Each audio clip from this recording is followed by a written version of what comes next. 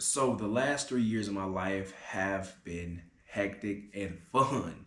Oh my God, I'm talking about the most fun I've ever had. Like really in the first 25 years of my life, the past 3 years just completely top all of it. And it's due to travel. So I started traveling back in 2023.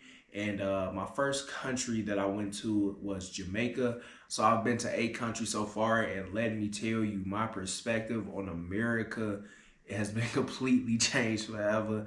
I don't view it the same. I feel like when I was in my early 20s to mid 20s, I saw America one way. I wanted, the big house. I wanted the Lamborghini, the Ferrari. I wanted the lifestyle. I wanted to wear all these designer clothes and show out and all of this stuff, right? But once I started to actually travel and I started to see the world and I started to see how people actually live and interact, and I really just got this sense of, you know what? I'm doing this not because I want to do this. I started to feel like I was doing it more because of the societal like pressures and norms that like just got so ingrained into you from a young age. You see the flashy rappers and stuff on TV, especially in the black community. It's everybody wants to be a rapper, basketball player, or drug dealer, whatever it is. And a lot of that stuff can really weigh on somebody's psyche, and just make you want to just grow up and be this. I want to have this when I get 25 or 30. I want to make sure I'm riding in this. I got the rims. I got all of this materialistic stuff, right? But once I stepped outside of America, I saw people actually enjoying themselves with less than what I had or what I thought I had. I thought, oh, I'm doing good. I'm making, $4,000 or $5,000 a month at like 23 years old. I'm like, okay, cool. I'm doing, pretty decent. And, I really started to take a step back and think like, wow, these people are really enjoying their lives with less than what I have.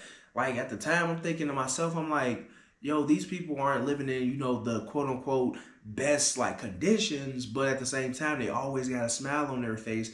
But me, I was like, damn, I got all of the latest fashion, all of the latest gadgets, phones, iPhones, all that stuff. And it wasn't fulfilling me. It wasn't making me happy. And I was trying to figure out, I'm like, wait, what is this? Like, I have to understand this. And I had to really take a deep dive and really get personal, like on some spiritual shit. I'm like, yo, is this stuff really important to me?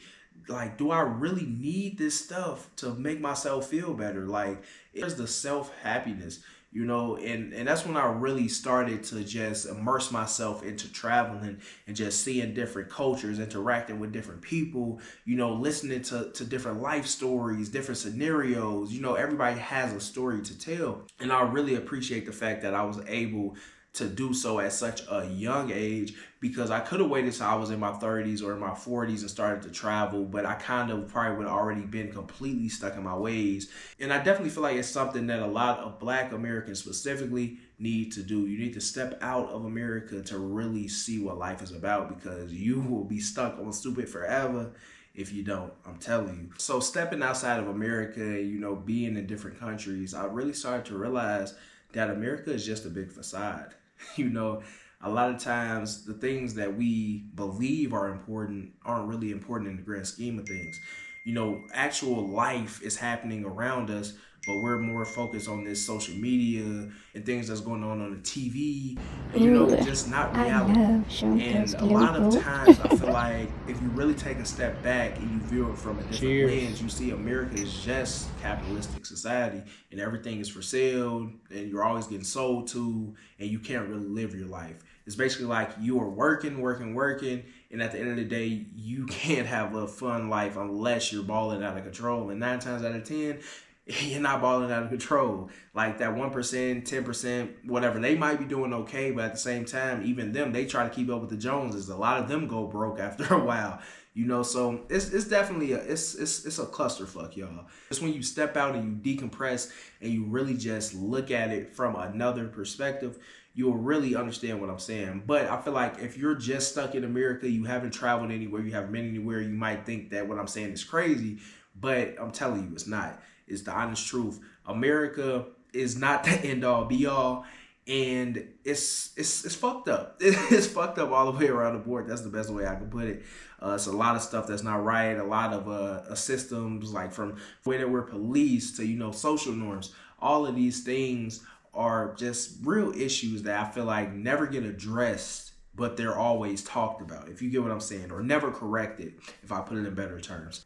Okay, another thing that I realized about America while being abroad is that America is actually very good at promotion and skewing things. Because I'm telling you, everybody thinks I'm rich. Like, whenever you go outside of America, everybody thinks that you're balling out of control. And they've did a damn good job of making, I guess, Americans, no matter if you're black or white, seem like you have money. And I feel like that goes down to the marketing, the propaganda, you know, things on social media. All they show is just the prosperous people in America. You know, the people that's balling out of control. And especially if you're black, they think you're like a rapper, basketball player, you know, somebody that has some money. And of course, you got to have a little bit of money to travel. But a lot of times people outside of America believe that you have 10 times as much as you probably actually do. And yeah, man, I will say that's somewhat of a positive thing in a way, because of course you want to have that status update or that status upgrade. But at the same time, it could be a detriment, because now people are looking at you a different way simply because, you know what I'm saying, you might have that money, or they might have ulterior motives, or they might be thinking, okay, we could rob this guy or kidnap this guy, you know, in some places. I'm not saying all places, but it's definitely a possibility no matter where you go while you're traveling, especially if you're solo traveling. So another thing that travel did that changed my perspective on America is the healthcare and the prices of healthcare. So for instance, right, I had a tooth that I had to get removed, right? Now in America, without insurance, it was $2,600 to get it replaced. I bullshit you not, $2,600 to get replaced. I also could have went the route with like a single denture where they put just one in and it comes out, and that would have been like $1,800.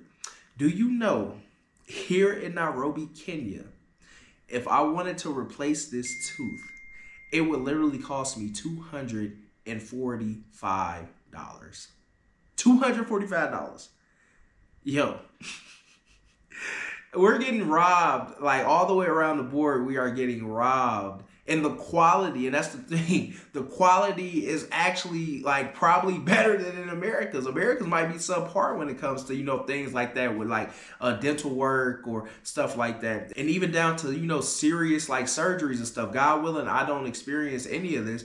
Just off that being 10 times cheaper, 9 times out of 10, you know, basic procedures, surgeries, all of that stuff will probably not, you know what I'm saying, end you. Because a lot of times in America, simple surgeries and you know, going to doctor's visits, all of this stuff will cost you an arm and a leg. And a lot of people get into debt and they can never get out of that hole because of that, man.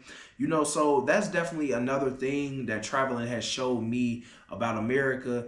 And yeah, man, it's definitely fucked up, and we need to care more about our people, man. So the last thing I want to touch on is the reverse culture shock that I experienced when I came back to America after being abroad for a while. Now, man, when I tell you, we are some very ignorant people, yo. As Americans, we are very ignorant, and I feel like we're closed in and we're separated from the world. It's like we're in our own bubble, you know? And it's just a lot of just ignorant stuff. And I just see a lot of just like people who just, I know they haven't traveled. I know they haven't seen outside of America, because the way that we act, yo, and the way that we treat each other, it's sad to see. I'm not gonna lie. Now, I'm not necessarily even saying just me. Like, I really don't have too many bad experiences with dealing with people in America, but I see other people interacting, and just the social norms and the way that nobody's talking to each other on the street. Everybody just walking past each other. Nobody is really courteous, you know, and it's really sad, man, you know. And that's definitely like a reverse culture shock to me, because out here, especially where I'm at now, a lot of people are very open and friendly and warm, welcoming, you know, and it's definitely a difference once you go back to America. You know, a lot of people are cold, a lot of people are standoffish, a lot of people don't really want to get to know you unless, you know what I'm saying, they feel like they have an opportunity or something that's like a benefit, you know, with dealing with you. And it's really sad to see, you know. But it's your man Sham. Let me know if you guys have experienced the same thing, you know, because I know a lot of people that watch my channel travel and they've seen, you know, different ways of life, different aspects of life, and just the way that other people move in different countries. So yeah, let me know in the comments or what you think about my videos and my talking points. And make sure you hit that subscribe button. Make sure you hit that like button before you go. And you already know. Until the next one, I'm going to see y'all. Thinking about traveling to Kenya? Don't worry, I got you covered.